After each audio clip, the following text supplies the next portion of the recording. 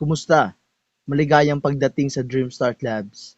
Sa video na ito, gusto kong ipakita sa inyo kung paano i-update ang profile ng isang miyembro sa kalagitnaan ng cycle.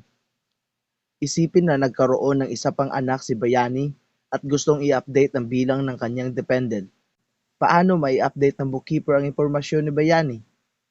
Para gawin ito, pumunta sa Setup, pindutin ang mga profile ng miyembro, at piliin ang miyembro na gustong may baguhin sa kanyang impormasyon. Sa pagkakataong ito, si Bayani. Pindutin ang OK. Ang pakay natin dito ay ang kanyang mga dependent. Pindutin ang susunod. Dito, meron siyang 4 na dependent, pero nagkaroon siya ng isa pang anak, kaya gusto niya gawin itong 5. Pindutin ang susunod. At susunod.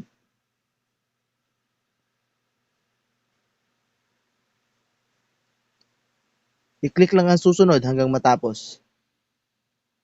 Pindutin ang tapos na. Ayan. Ang profile ni Bayani ay na-update na. Maraming salamat.